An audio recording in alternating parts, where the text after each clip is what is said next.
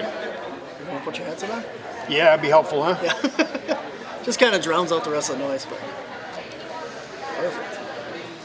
All right, so I will let you go ahead and introduce yourself. Tell us a little bit about yourself. Sure. I'm Steve Barcelo from the Cryptozoology Paranormal Museum in Littleton, North Carolina.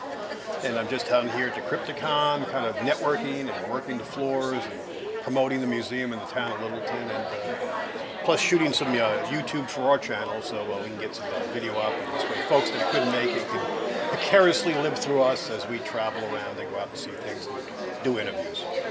Awesome. Very cool. So do you run the museum, or are you on the board, or how does that work? I pretty much am the museum. Okay. I have a couple of employees, and I do have some really good folks that actually work with us.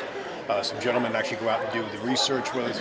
We actually go out and do research for as far as spook lights, of course, the Bigfoot sightings in the area, paranormal, UFO. I mean, across the board.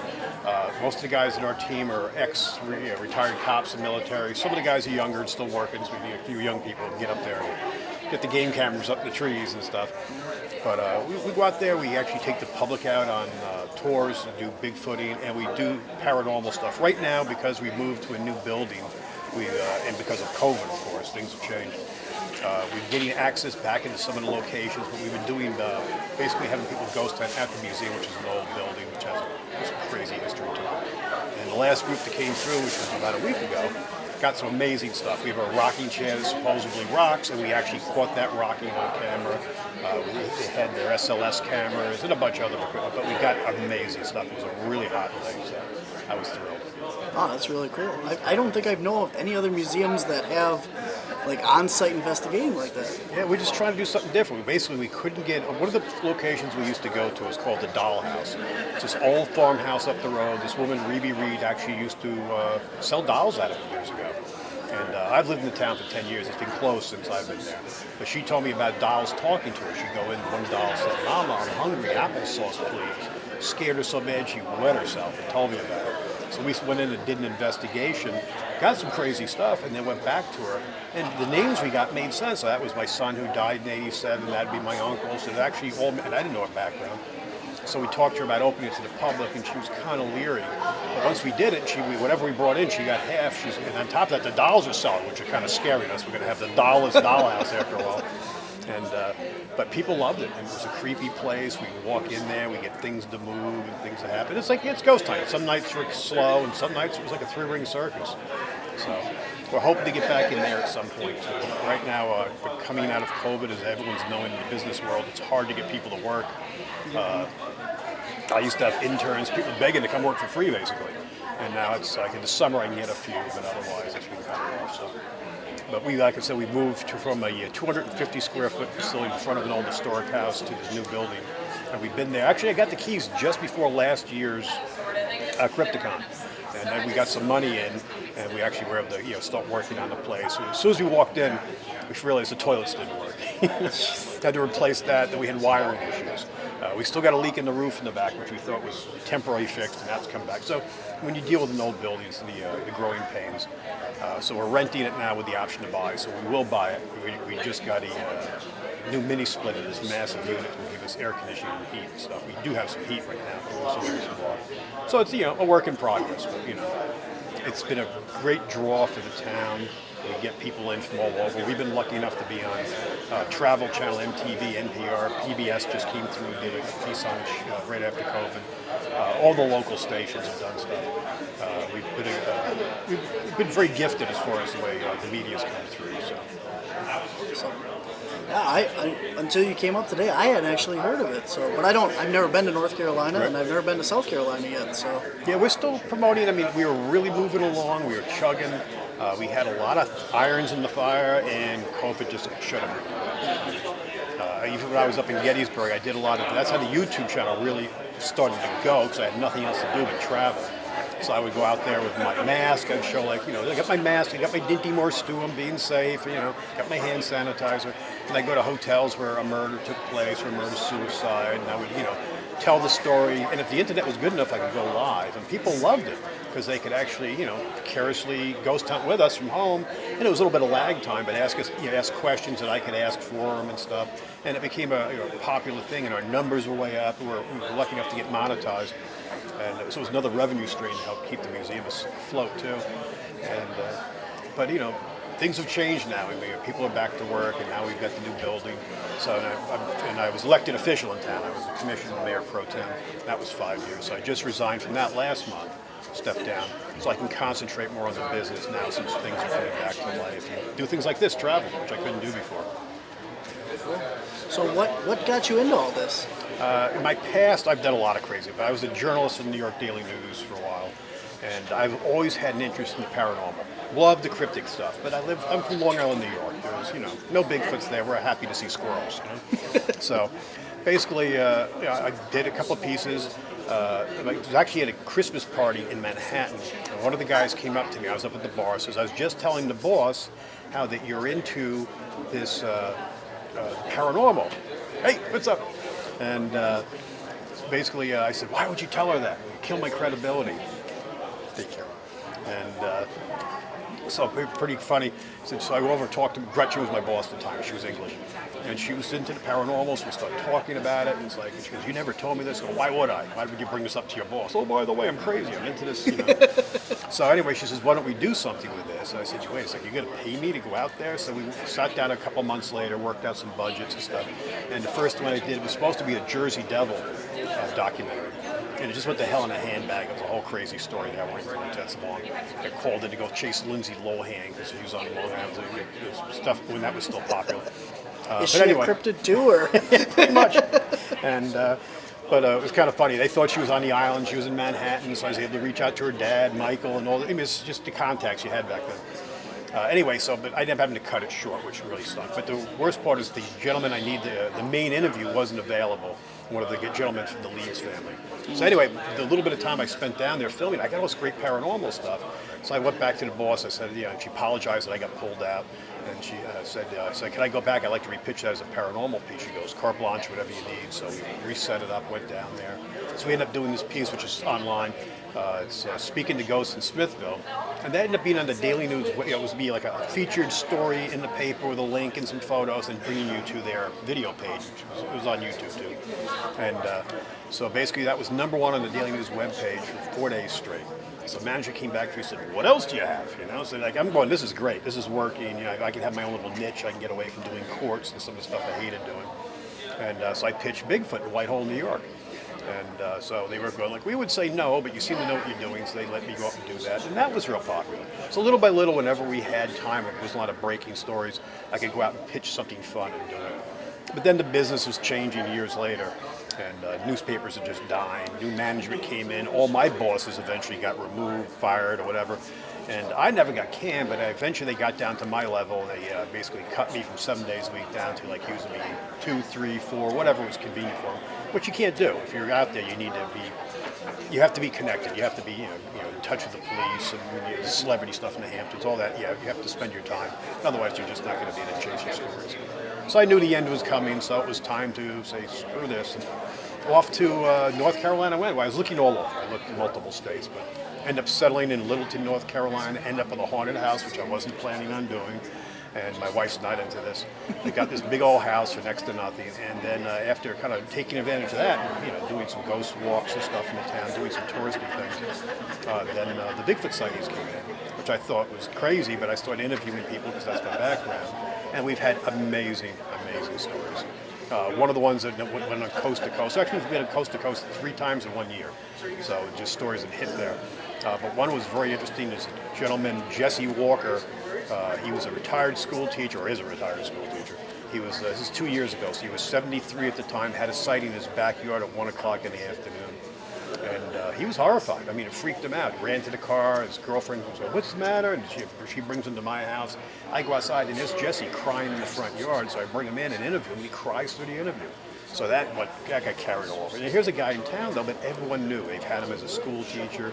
And they go, Jesse's, he's a character, but he won't lie. He's a church-going man. I mean, he says he saw something. He saw something. But we've had multiple sightings just on the road back there, Moore Street that he was on at the time.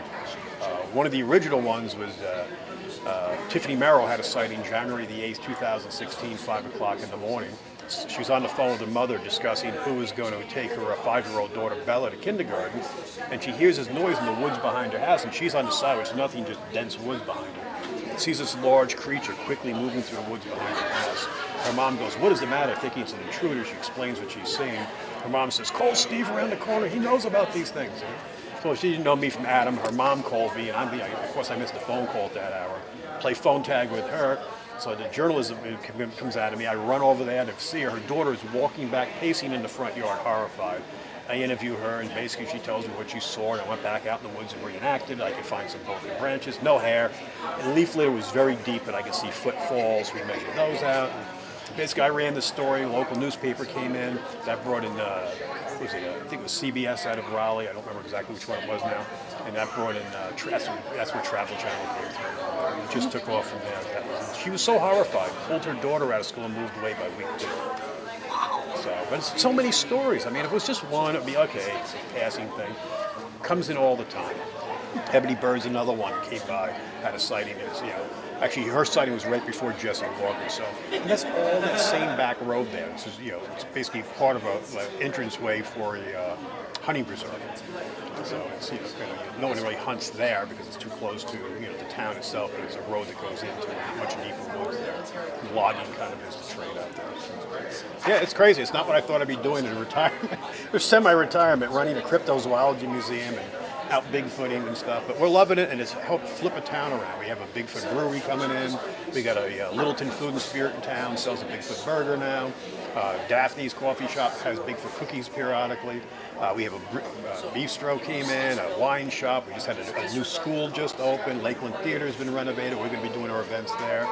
I mean, it's just, the town's been, all of a sudden tourism is a reason for people to come, So. And then Bigfoot helped change the town of Littleton. That's pretty fun.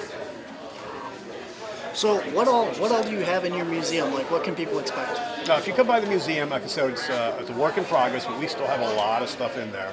When you first walk in, it's going to be all the cryptic stuff, the Bigfoot things, a lot of prints.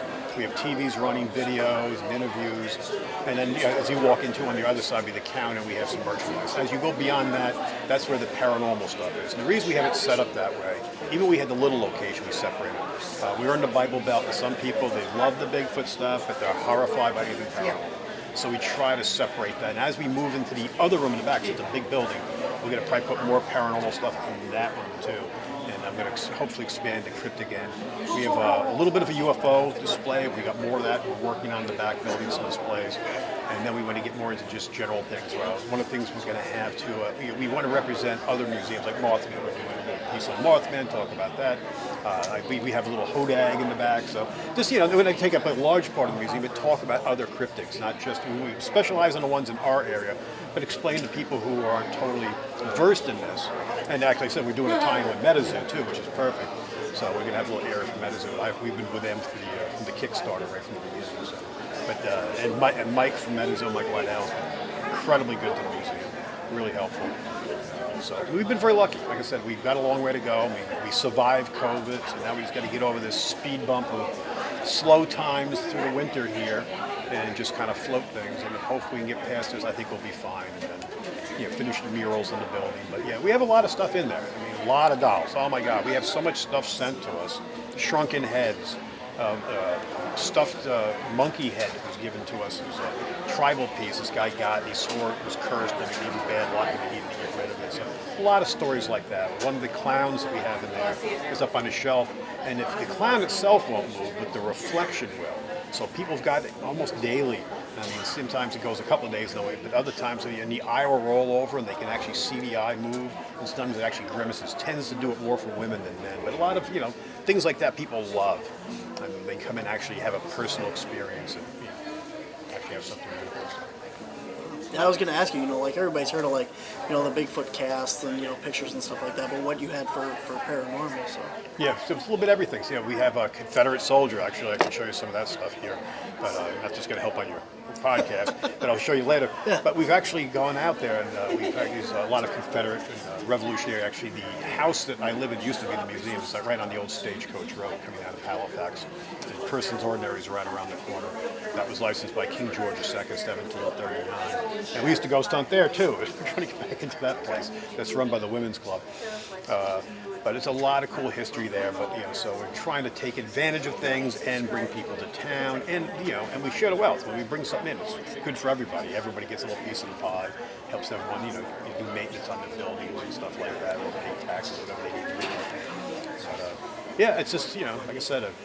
I was very surprised to move there and realize we were out of fault lines. We have artesian wells. Even the house that I live in now, which used to be the museum too in the front, has an underground stream in the basement, a hidden room in the second floor. It's a big old 3-story house.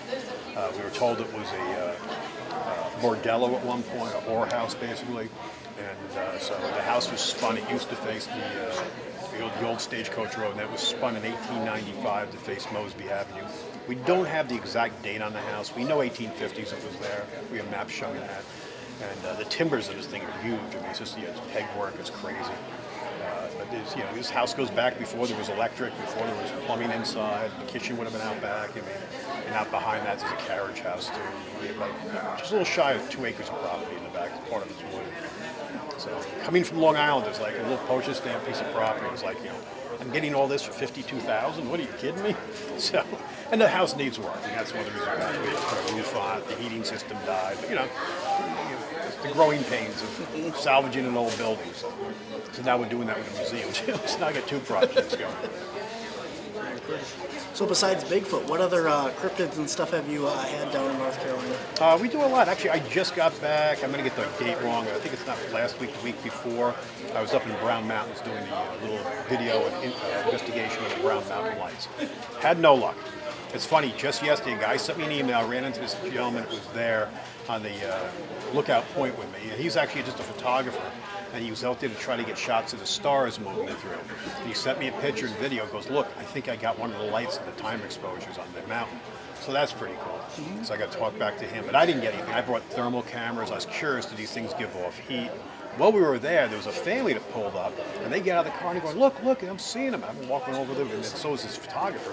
And we're looking, I'm looking at him, saying, do you see it? And he goes, no. I said, my eyes are too old? What the heck? And they're going, look, you can see it looks like a lantern, someone carried a lantern going up the side of the hill. And I'm looking, I just for the life of me couldn't see it. I had this camera that I'm actually using now actually has night vision, a night shot at one of the older Sonys. And I couldn't see anything with that. I just see the thermal cameras. I don't know, I was hoping to see some quite clear lights or something, but I'll try to go back again. And that area is known for Bigfoot sightings. The problem I did there, once again, I'm famous for not doing my research enough. I called up there to get a hotel, and it was hard to get a hotel. I was like, that's weird. Well, it's changing of the leaves. Everyone was going up to see the leaves change. I wasn't thinking of that. So now if I go up there, and even if I go back to Littleton, we've already got some investigations going on back at Medoc Mountain next week. So I got to get back for that too. But there's always things going on. I love North Carolina. I love all these states down here. But North Carolina's got a lot of stuff. I mean, I don't think it quite has quite as much as West Virginia does. I mean, that seems to be the central. But we have so many different places we're exploring. And plus, we're going to go to other states, of course. I mean, we're right on the Virginia border, so literally 7 miles off the border, right below Lake Gaston there. So what is your YouTube channel? Right now, it's just under my name, Stephen Barcelo, and that's Barcelo, 1L. Stephen, Stephen. And you just go up, please subscribe. We have over 500 videos up there. I've got a lot of stuff going on, but you're going to see a lot more now. This is finally getting back out. You're going to see some where I'm just bitching about being a commissioner. It's like, this really sucks.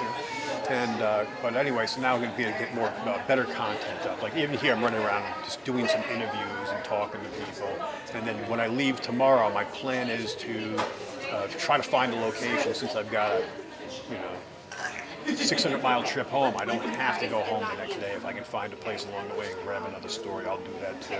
But it's things like that I love to do. Of course, now the weather's a little bit chilly, but whatever I can get if I can grab something.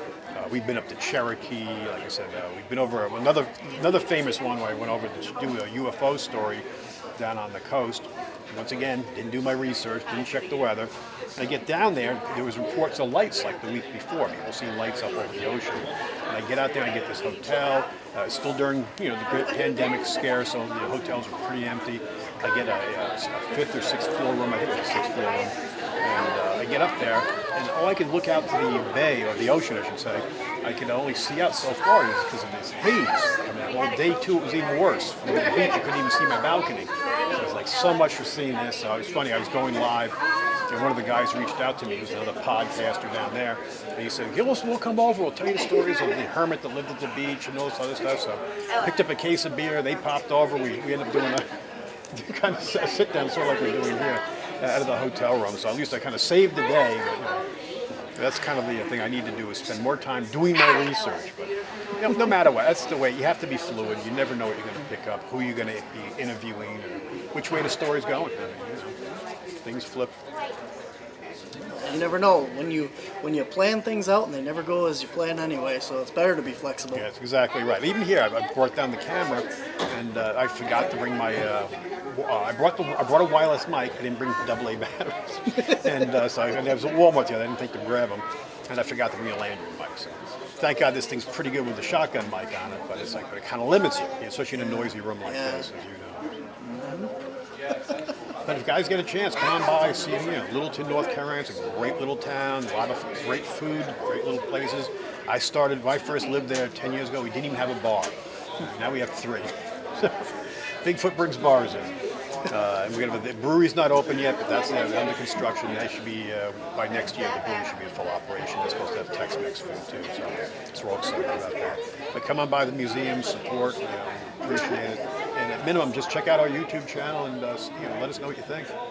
Cool. Do you have a website too, or? Yeah, I've got on the card. God forbid I can remember it off the top of my head. Crypto-para.org. And then, of course, Facebook, which is CryptoPara. That's right, I'm more updated on there. And, of course, the YouTube channel. Stephen Barcelo. But I have an Instagram, and for the life of me, don't know what that is. That's my intern set all that stuff up. I was just actually, we're on Twitch and Discord, too. And I'm kind of like maxed out at this point. I was just asking the guys over at the MetaZoo table, can you help me? My Discord's all messed up. So I don't know. I think one of my interns opened up another Discord account for the Cryptozoology Museum, not in my name, but used the same email or phone number. And so I think it's pinging is like both. I guess I don't know. I guess you can't share phone. I don't know. I don't know the problem. I don't know. I didn't do it. I have Discord, but I don't use it very often. So I don't know. So it's funny. Most of them I have no issue. It's just the MetaZoo one's the one. I guess they have a higher security setting, making sure. And it's just I can read. I just can't talk on it. React, but I can go into the personnel part and talk direct to Mike or someone else. That's no issue. It's just the weirdest thing. Beyond me. Technology. I know. Who needs it? I'm an old guy. What do you expect? Awesome. Well, it's been super nice talking to you, and we'll have to come out. I know we're going to be in South Carolina, like I told you. Yep. We'll be there in March, and if we got some time, I'd love to come by. And do you guys, on the website and stuff, you said you did like Bigfoot tours and stuff like that in the paranormal? Is that all on there? Yep. Go into the Facebook page for that, or call us at 631-220-1231, and we can set things up because we do them periodically. We have to obviously rent campsites there because we can stay in the camp overnight as they claim you're camping. And, most of the time we don't even bother to set up tents, but it's more of a parking spot. But just as long as the state's getting their money, they're happy. And so we meet there. We try to get everyone out for at least a daytime hike. That's when you look for tree structures, you're looking for prints or anything like that, hair, whatever you can find. We all have enough thermal scopes for everyone to have them. We can lend some thermal scopes and parabolic dishes out. So there is some stuff out there for people to use. Same thing with the ghost hunting. We bring out ghost hunting. We have a bunch of equipment. We usually have enough K2s for pretty much everyone to have a K2 with the other equipment we use. So people can come out and actually, the stuff they've seen on TV or want to do, they can actually do. They can actually touch this equipment and actually do things. Yeah, feel free to write to us, text me. That's my cell phone, and let me know what you guys are interested in. I'm retired again now. Stepping down from politics, so now I can spend full time working on the museum and taking care of things like that. That's awesome.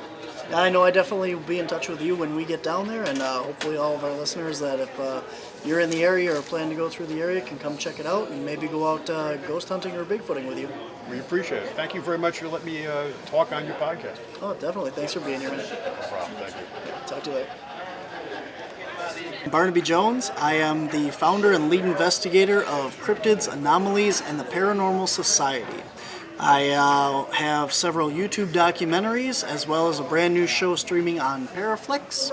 And I host 2 podcasts. One is Whispers from the Dark, which is everything paranormal, metaphysical, cryptid related. And I also do Monday Morning Monsters, which is all cryptozoology. Very cool. So we got to get you out and have you do some Bigfoot with us. You'll be very impressed with the stuff we get out there. I would love to. And open